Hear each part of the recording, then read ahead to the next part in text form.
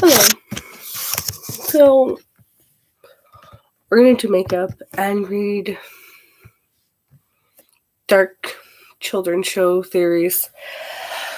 I love watching these. Well, I watch people read them and then I read them. Or the other way around. It doesn't matter. English, not my strong suit apparently. If I can find the first one. Each of these are based off of kids' shows like SpongeBob and other shows like that. If it's for kids, probably has a dark theory to it. I'm trying to think I'm looking for. We could start this. So,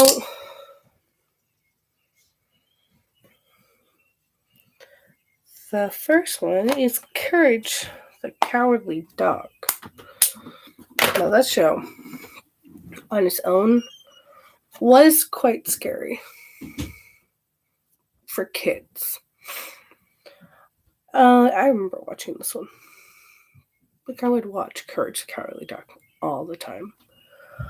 That SpongeBob, no more kid stuff. So this one basically, the theory is it is the normal world but from a dog's perspective, which kind of makes sense because dogs see things different than people do. I'm gonna scroll up. Of course. Of course you would do this. Give me a second.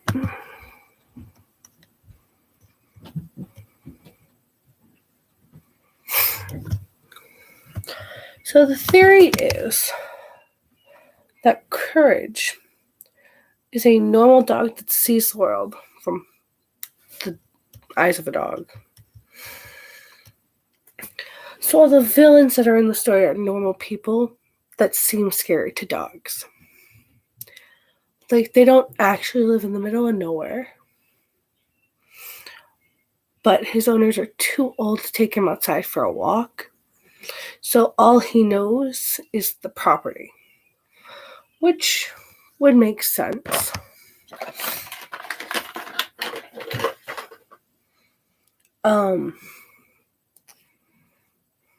Maybe he thinks they're in the middle of nowhere because he's never seen anything else.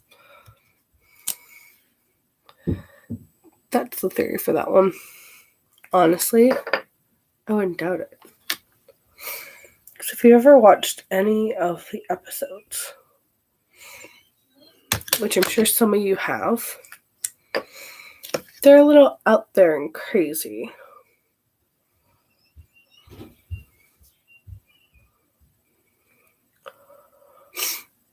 And Miriam and Eustace, they're pretty old. Eustace is also just a mean old man.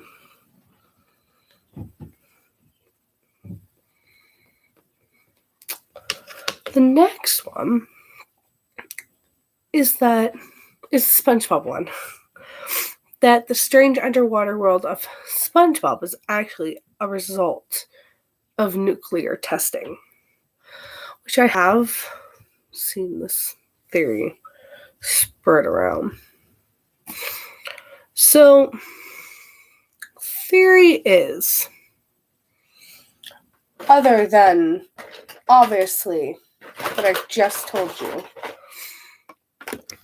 is that the testing took place around the 40s and 50s at Bikini Atoll, which is where people say SpongeBob takes place.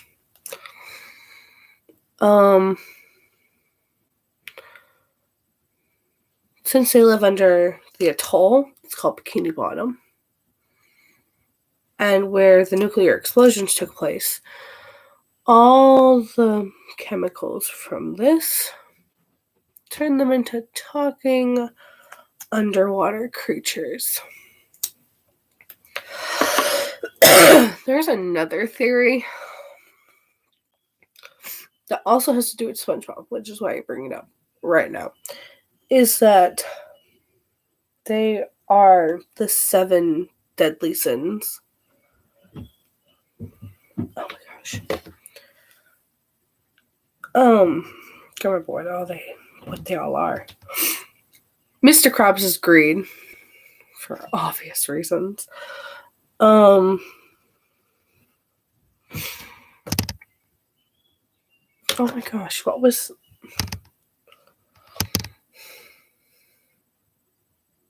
I can't remember what the 7 deadly sins are, so I can't place them. I'm gonna look at them. I think SpongeBob was lust. And it's for the fact that he loves his job so much. Okay.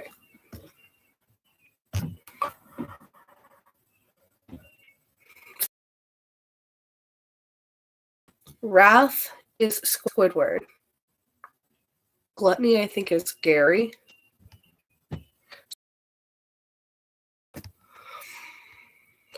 I don't know what... Envy would be Plankton. So there's pride, greed, lust, envy, gluttony, and wrath. So the order that should go in is pride is Sandy because she prides herself with her work. Greed is Mr. Krabs for obvious reasons. Lust is SpongeBob for love he has for his work.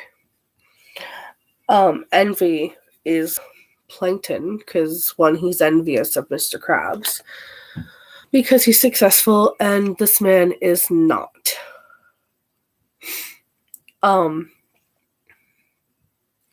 Gluttony is Gary. The amount of times you watch SpongeBob, you realize how much Gary eats. That's what they based it off of. But, like, possibly true. And then sloth is Patrick.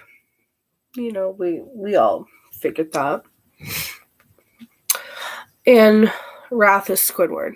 Squidward's absolutely hateful to Patrick and SpongeBob. And he's always so angry. Even though sometimes SpongeBob and Patrick are annoying.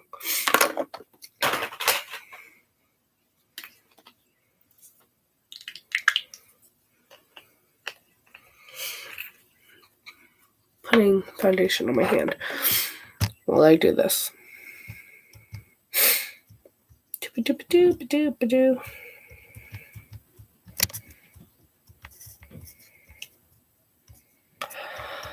Okay. So a theory about Scooby-Doo. Now, I'm pretty sure almost everyone has seen Scooby-Doo. Now, the theory is this takes place during the Great Depression. Like, no one cares that a bunch of kids are just going around into these abandoned houses. They rarely get paid, apparently. Give me a second to read this. So, this would be why they go to the abandoned places. No one has a freaking care in the world. Which would kind of make sense, I guess. Also, crime went up a lot during the Great Depression because no one really had anything. I'm reading off what it has here. And the characters are never seen in school. So, not quite sure what you guys believe there, but it's an interesting theory. I could honestly probably look deeper into these.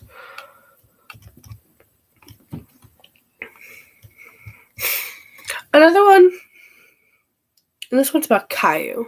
For anyone who hasn't seen this show, it's about a little 4-year-old boy going about his life whatever he wants. You know, normal 4-year-old crap. But can we keep this about 4-year-olds? No. Why would we? So the theory is Caillou has cancer. Do I believe that? Absolutely not.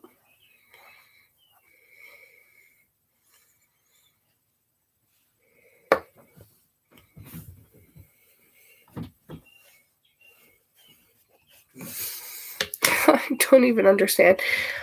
Another thing, a main reason why people say this is they want to know why he's bald.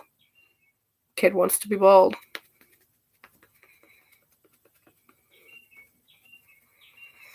That or his parents secretly abuse him and shave his hair.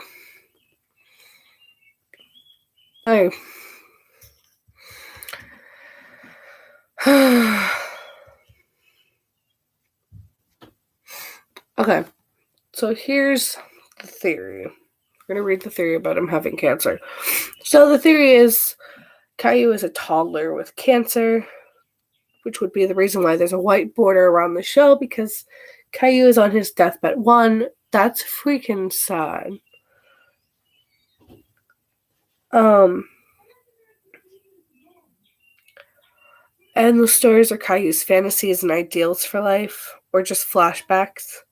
Could be the reason his parents spoil him. Yeah. You know what? They spoil Rosie too. Rosie is his little sister. Ignore me. It's been some time since I've watched Caillou, but I find that all to be a load of crap.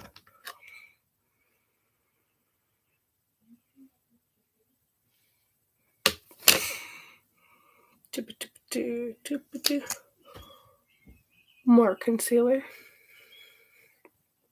Must cover acne.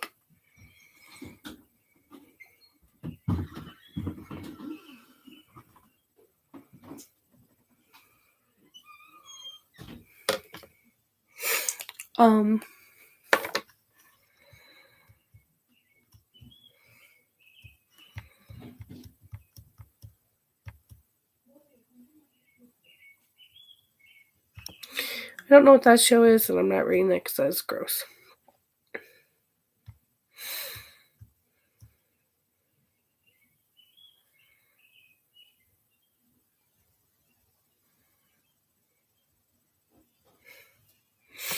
Okay, so this is a Phineas and Ferb theory. Theory is that everyone but Candace knows what's going on. Okay, so for anyone who hasn't watched Phineas and Ferb, love Phineas and Ferb, they are two boys, two children. I don't know how old they are, but you know. And they built these outrageously huge, roller coasters, this and that. Massive things that children normally wouldn't build. But Phineas and Ferb do.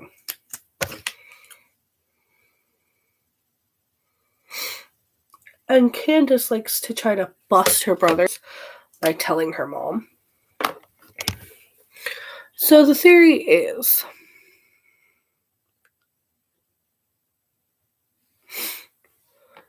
that the mom secretly knows everything that the boys are doing. And, I lost my place. Although she may not actively be part of the boys' adventures, or only sees the small scale stuff that they do, she knows exactly what's going on.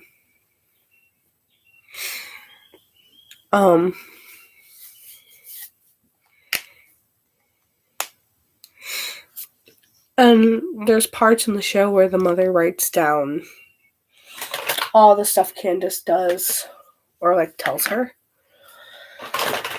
But, maybe she knows.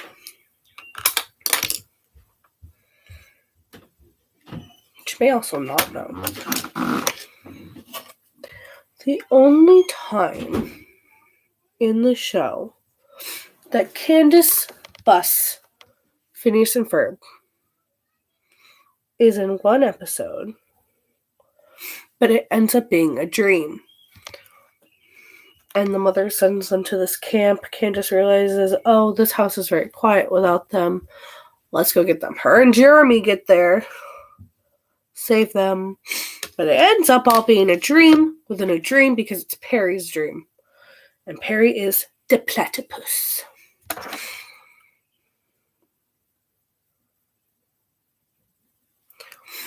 And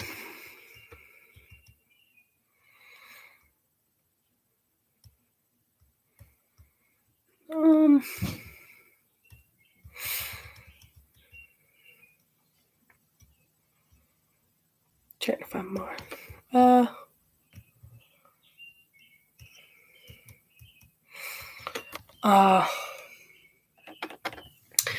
Has anyone ever watched Dexter's Laboratory? Because I watched it a few times. So, this is a little 10-year-old boy that... Oh, how do I explain this? It's a little scientist. That's what he is. And he builds things, has this little older annoying sister named Dee Dee, who likes to touch and ruin everything. Dee Dee was always my favorite character, though. The theory is he killed his family and made replacements. Is that what you just told me? And built replacements. Why's this?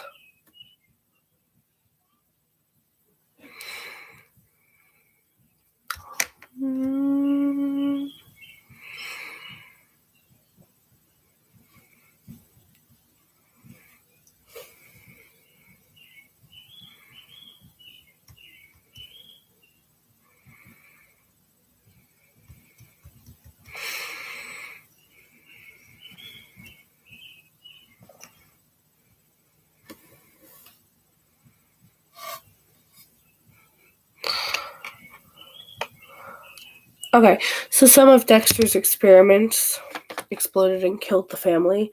So he makes an experiment, it explodes, kills family, he makes replacements.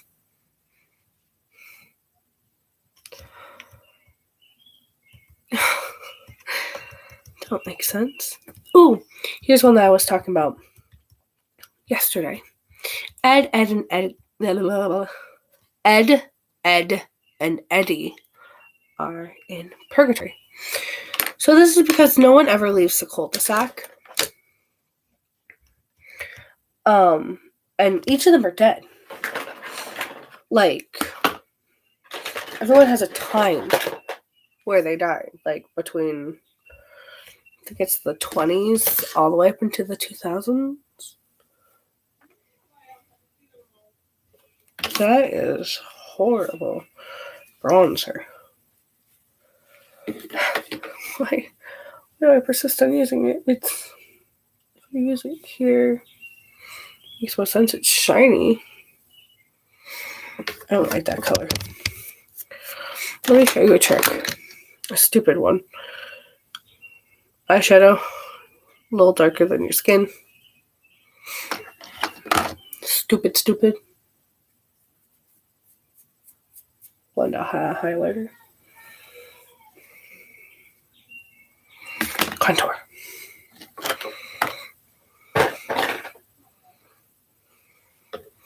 Why? Because I can. So, theory suggests that each of the characters died in a different time period. And it doesn't tell you where. Oh my gosh. I'll have to look that one up later. Figure it out. But each of them live in this cul-de-sac. No one ever leaves. None of the stories take place. Where are the parents? There are no parents. The only adult kind of thing is one of the Ed's brothers. And he's a total jerk. But, you know. Here's one about Rugrats. Each of these characters is in Angelica's mind. They're imaginary. So, Angelica is a 4-year-old. 4-year-old, right? 3?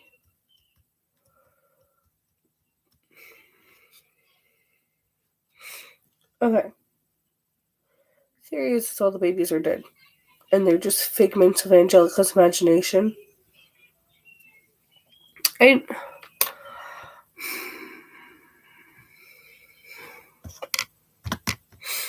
I have to look into this one because this one I want to know.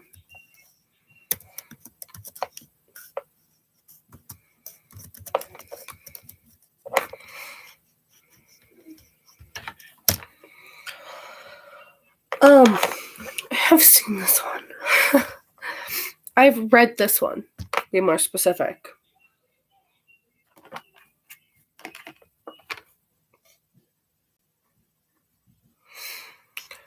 So,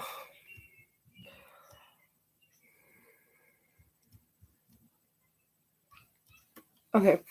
So this is all part of Angelica's imagination. So theory is Chucky died. Chucky's the little orange-haired one. He's so cute. One of my favorite characters, but he died in 86 along with his mother, which is why Chaz is always a nervous wreck. Wow, you did that. Don't do that. Tommy was born in 88, but was stillborn, which is super sad.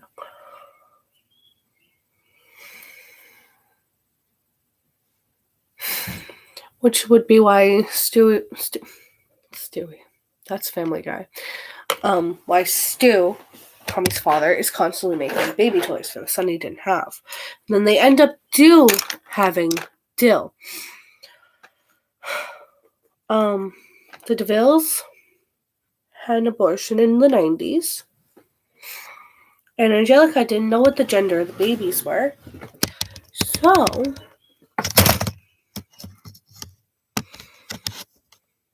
since she didn't know it was a boy or a girl, she created twins.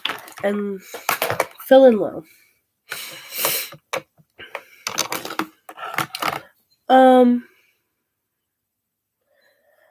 Another reason for this is all these babies talk. All except for Dilly. So obviously it has to be made up.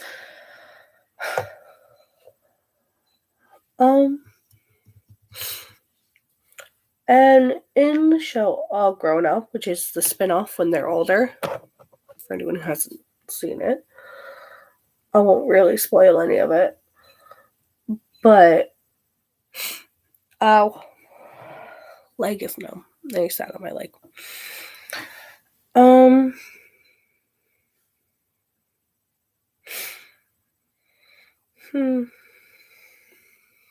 So they bring this over into All Grown Up.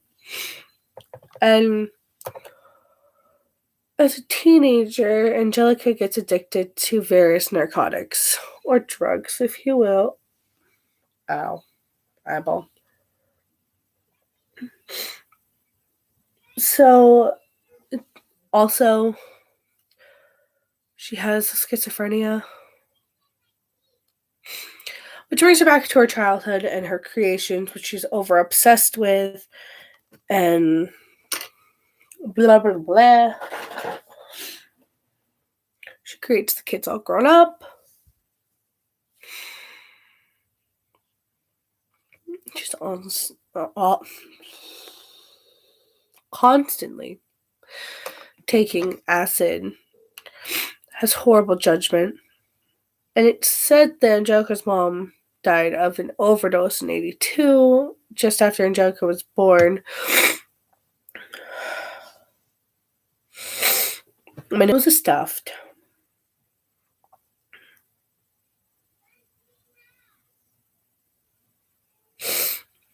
Blah, blah, blah. And when All Grown Up was canceled, it's when Angelica dies. But Angelica's only 13. And blah, blah, blah. not sure about that one. But, you know.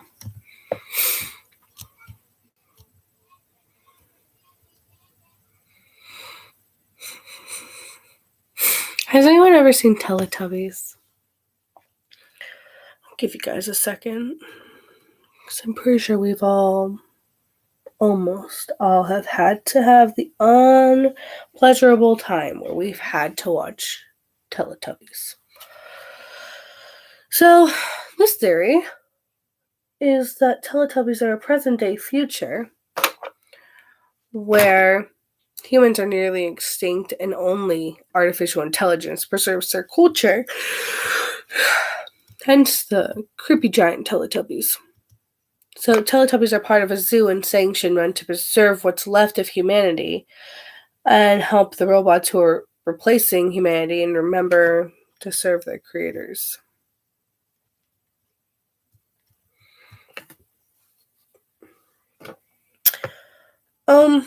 Let me ruin Blue's Clues for you now. I'm pretty sure almost everyone has seen Blue's Clues at least once in their life. So the theory is Steve is a drug addict. And he's hallucinating everything from Blue's Clues. Sorry about that pause. I'm trying to figure out what the hell I'm doing with my eyeballs. So at the moment I'm just getting makeup in my eye. That hurts.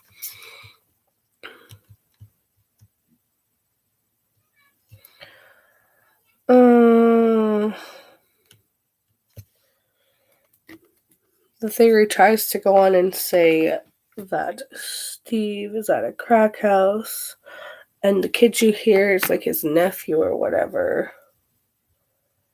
And more stuff like that.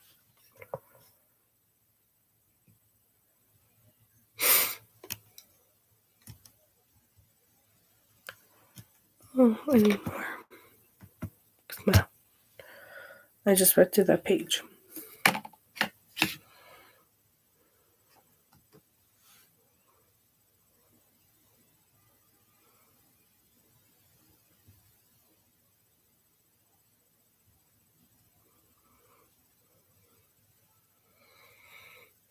Messed up.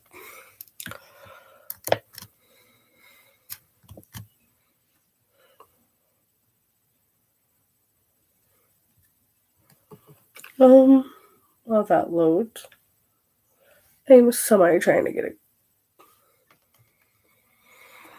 good looking makeup look. Yeah. Babes, this ain't it. Considering washing it off. Yeah, we'll wash it off. Yeah, I'm gonna move you. I'll be back.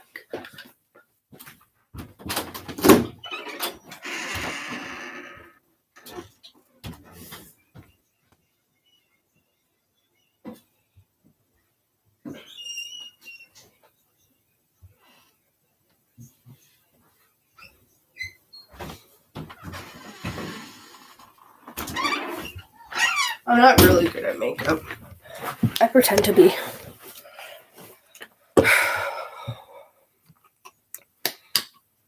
Kila.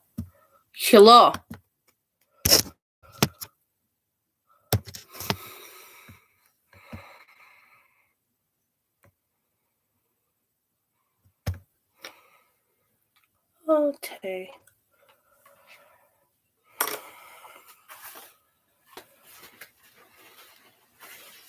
You're supposed to be 14. Well thought out theories.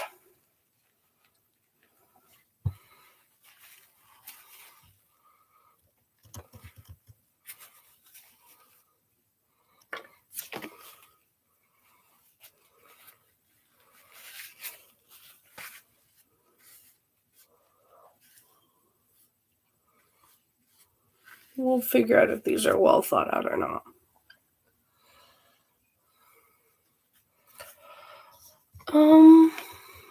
For the first one. Every character in Winnie the Pooh depicts a mental illness. So I guess, okay, we'll read into this one. Eeyore clearly is depression. I'll read it just as it says. So that may be true.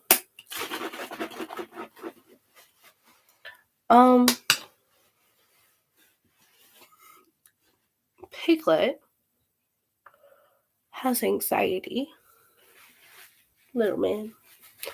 That one is not hard to see. He's nervous about... Oh, God, I got makeup remover in my eye. He's nervous about everything. He has generalized anxiety, which is what it says.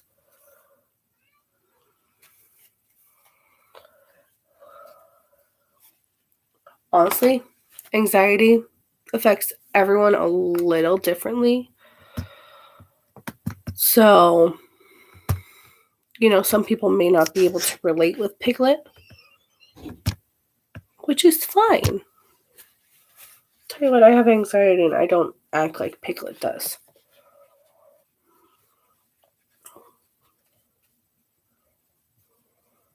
But I could definitely see him being a form of anxiety, if you know what I mean.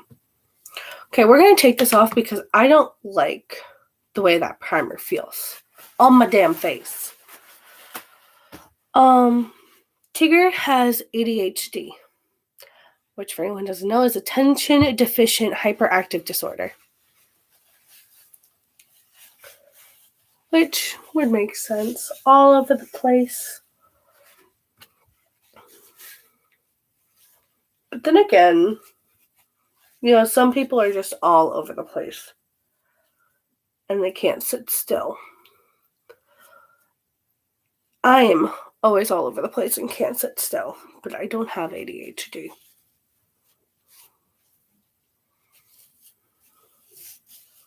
But he could very well be ADHD. Owl has dyslexia, which would make sense. When he writes, all his letters are either backwards, confabbled, whatever you want to call it. Let's start my makeup again. Let's start with the eyes first.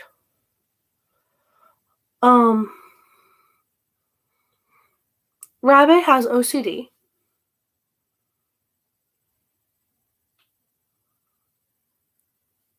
Which would make sense.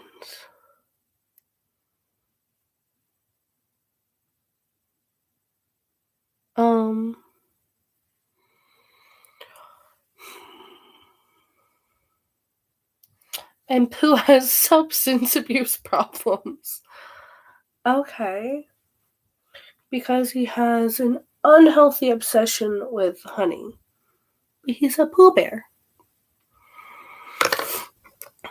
Alright. And then Christopher Robin himself, who makes up these characters, has schizophrenia. Why is it when someone makes up a character, they have schizophrenia?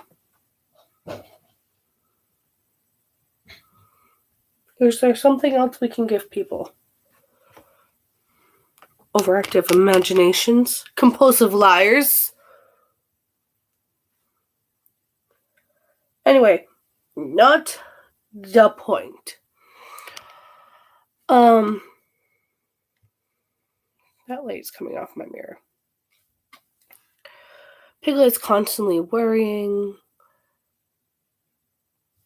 Oh my gosh, I keep getting commercials popping up, and they're annoying. Owl is constantly trying to overcompensate for his misgivings despite being brilliant. That's wonderful.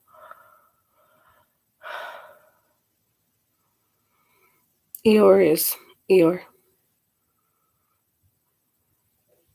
I don't know. That one, well thought out, I guess. Oh god, there's another theory where Caillou is dead. And these stories are being told from his grandmother's perspective. Or from his grandma, I should say. She's the narrator. So she's trying to keep her grandson's story going.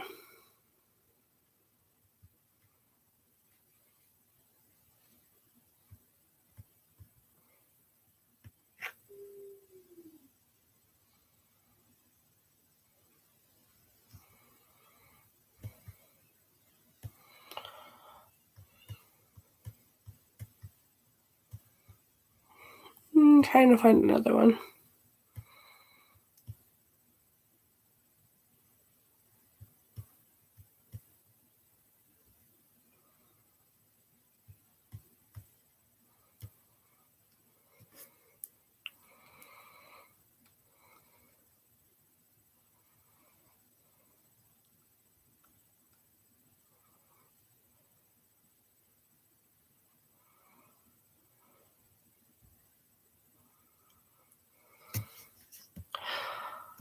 Okay.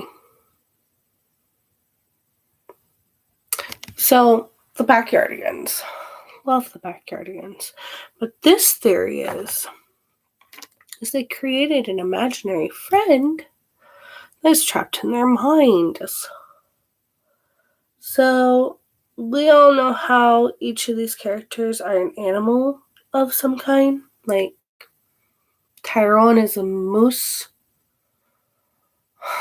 Gotta think of all of them. Tasha's a hippo. Austin's a kangaroo. Pablo's a penguin. The only one that's not an animal is Uniqua. So the theory is she's an imaginary friend that the Backyardigans, aka Tyrone, Austin, Tasha, and Pablo made up. So they'd have someone to play with other than themselves, and they just can never get rid of her. She's always just there. Such a well thought out theory.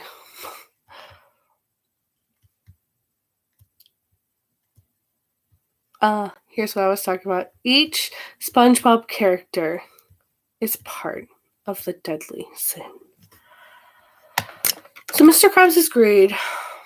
Obviously, like I said, Plankton is envy, Gary is gluttony, Squidward is wrath, Sandy is pride, Patrick is sloth, and SpongeBob is lust.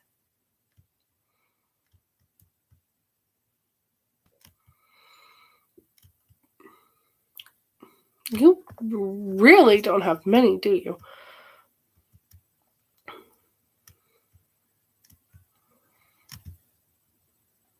They never have many.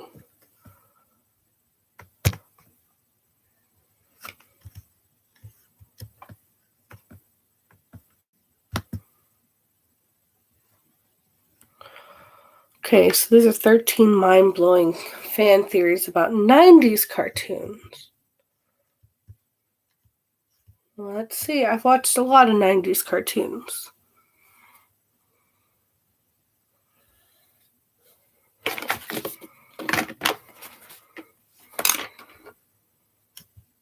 Pinky and the Brain. But Pinky is actually the genius.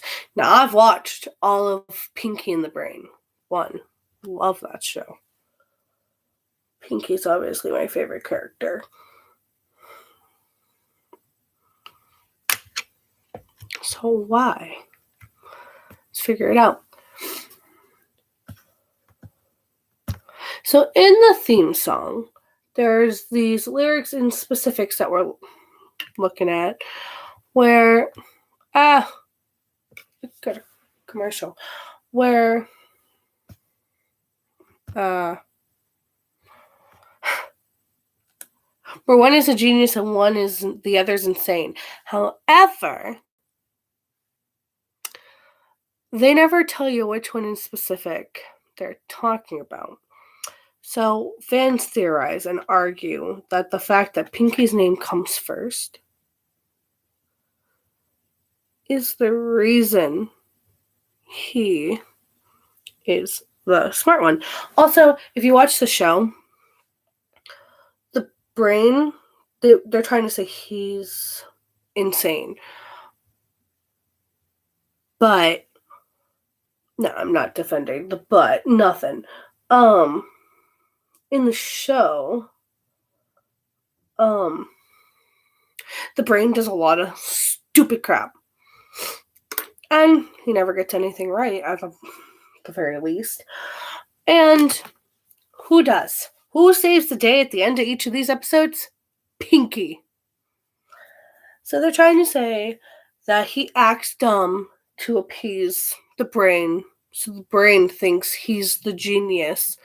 When in reality, it's our little lovely lab rat, Pinky. Love that show. A lot of these are ones I've already read. I don't know what that show is, so that one doesn't even make sense. Here's one. Here's one that interests me. And that it is Helga is the main character of Hey Arnold. Okay. So, it says if you dig a little deeper into the case of Helga, that the show's protagonist, she is the only one in the show that has extended monologues.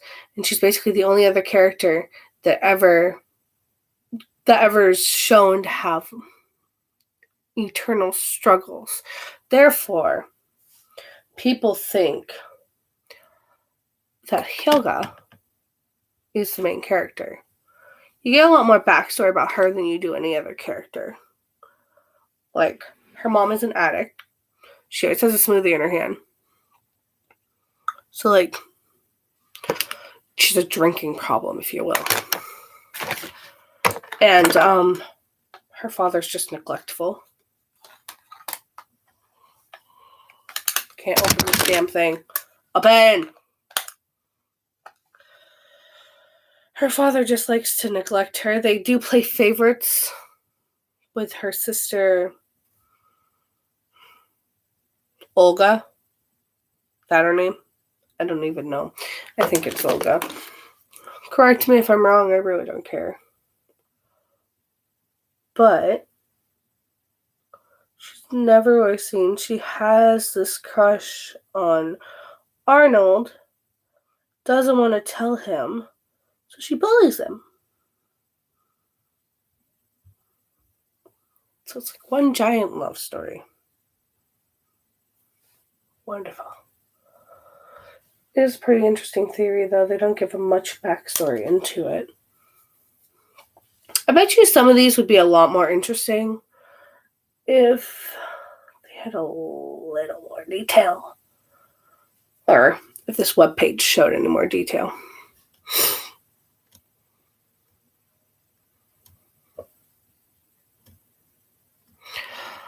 I have to say Ed, Edd, and Eddy are in purgatory. Another reason is all their tongues are blue. Your tongue turned blue after you die. So that's interesting.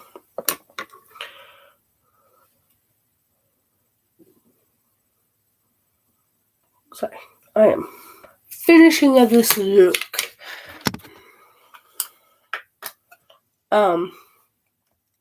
Yeah. Oh, here's one.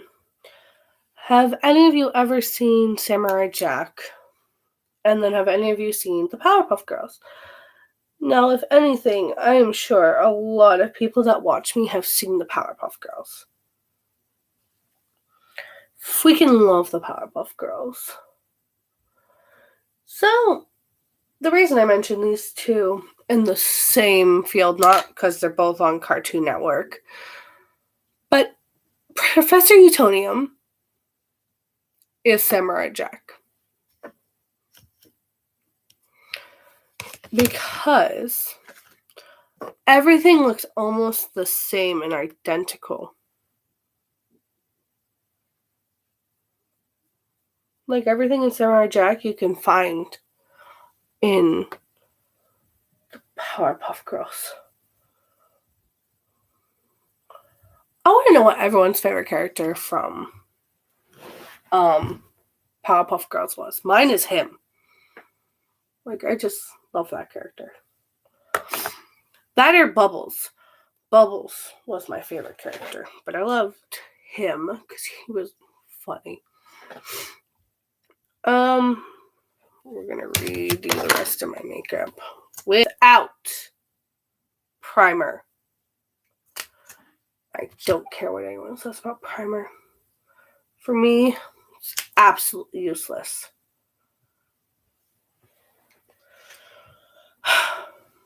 Foot is numb again. Okay, here's a theory about Inspector Gadget. It's that Dr. Claw is the original Inspector. So the original Inspector Gadget was said to have died while on shift, if you will, while he was working as a detective. So everyone was like, oh, there was no one better than him, so they made a robot to be like him. Now, the original saw this and was all like, oh, hell no. Taking my spot back. And you have Dr. Claw. You never really see his face, though.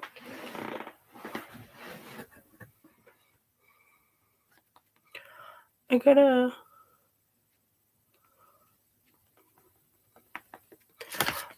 But Dr. Claw survives. Seeing he's been replaced once to kill the robot. I mean, if you found out you were replaced and you didn't actually die, you would be pretty upset. Being replaced at your own job. Which would be why he doesn't hurt Penny. Dr. Gadget's niece. Hi. 6:30, I asked her to bring the bunny in the house. You want to know where she is right now? Pop-Pop's still outside? Yeah, under the garage. I wouldn't even fell asleep, like, not knowing where Pom-Pom was. Oh, by the way, we let Pom-Pom stay outside now. Like, when she wants. Freaking 9 o'clock at night, me and Lynn are out there with just my flashlight on my phone, looking for Pom-Pom. She's up there still? Yeah, Lily's grabbing her right now. Is she actually grabbing her, or is it one of those things? I gave her my flashlight so she can see. You sure Pom-Pom's not trying to bite her? I'm pretty sure.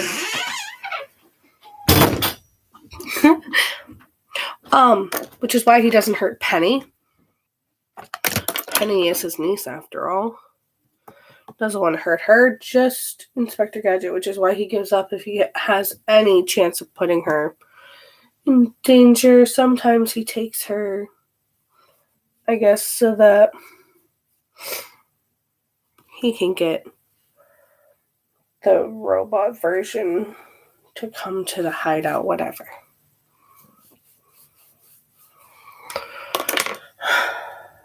I don't have my lipstick. We're going to use this pencil and use lip gloss. Yeah. I'm going to try to wrap this up, guys.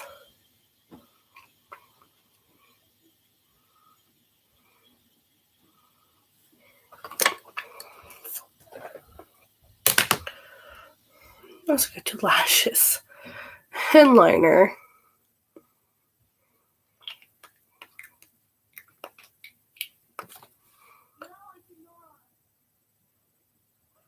Have any of you watched the Pokemon series?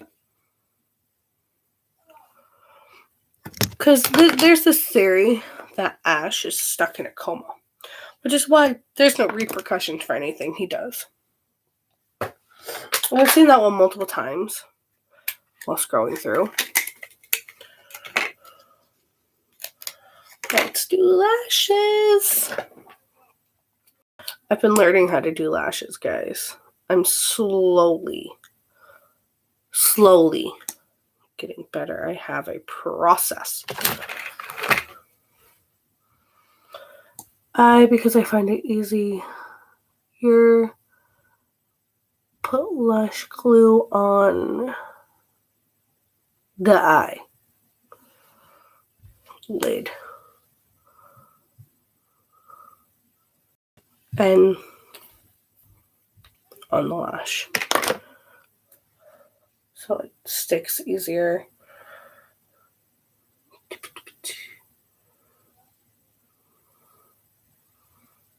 I don't know why, but it works.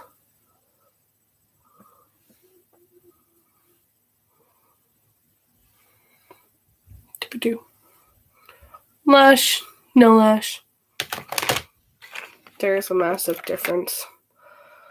More theories.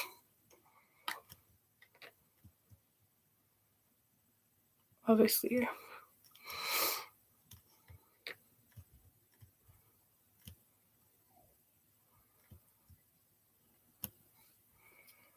Oh.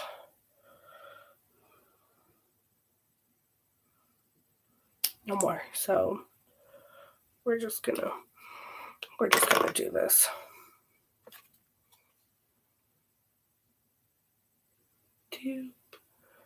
Don't even start with me.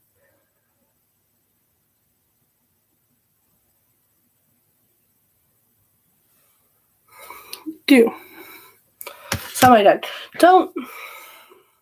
Don't do what I'm about to do. Because then you're going to have to constantly clean these lashes. That's fine. You should put mascara on before. But do I want to? No. And then I do my bottom lashes.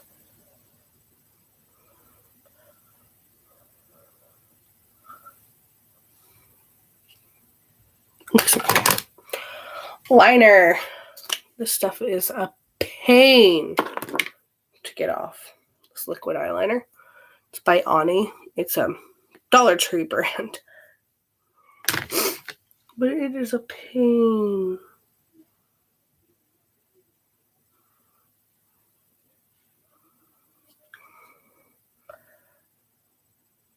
But I love it.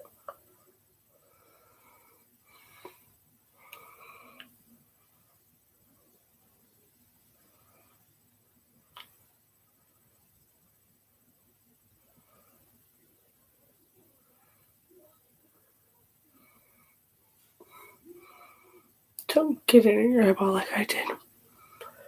That stuff hurts.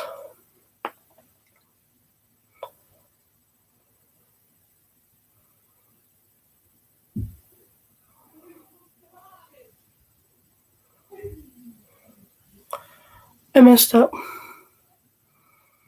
majorly, so I'm gonna try. Oh, God.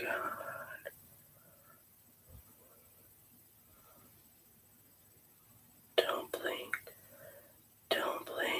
Oh, God. It's in my eyeball.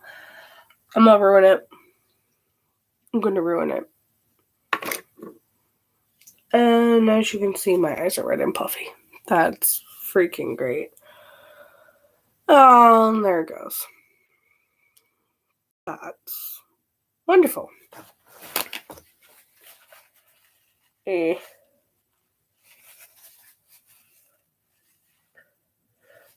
fun part about this is it likes to take my mascara off too. But then this stuff with makeup remover is a pain to get off. So I will show you that, guys, in a sec. We're gonna do that cat eye thing again. Oh, heck you and all that you stand for.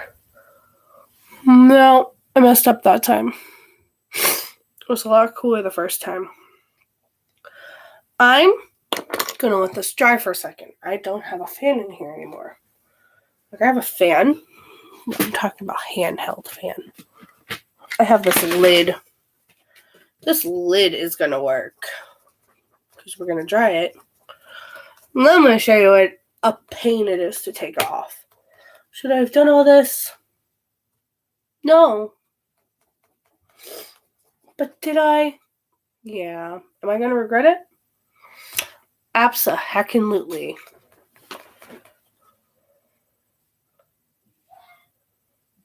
Yep. Dry enough. So take your lashes off. These are fun to clean. So I take the bottom of the lid. Boop-a-doo. Boop. In.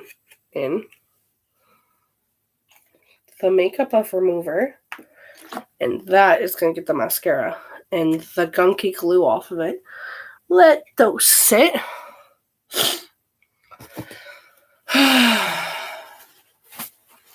Now the part you guys want to see. This stuff. For me, when I try to do this, it does not come off.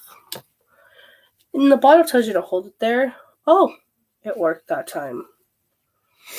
No. Lies. It's all lies. You have to scrub. And look how red my face is. Yep. That's what happened. My face hates me. It is. Alright. I'm going to try shaking this, see if that does anything. Actually, I want to show you what happens when you use water. Oh my gosh. I had water in here to show you. Let me go get this end of this towel wet. Be right back, guys.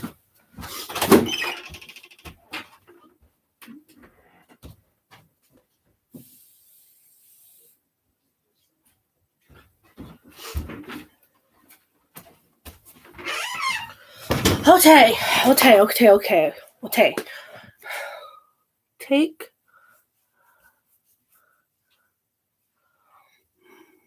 smudge. Unbelievable smudge.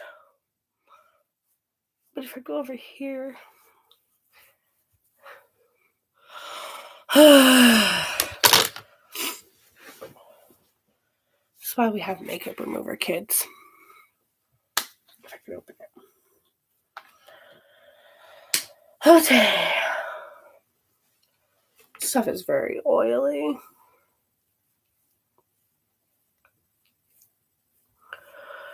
It is very difficult getting the glue off your eyes.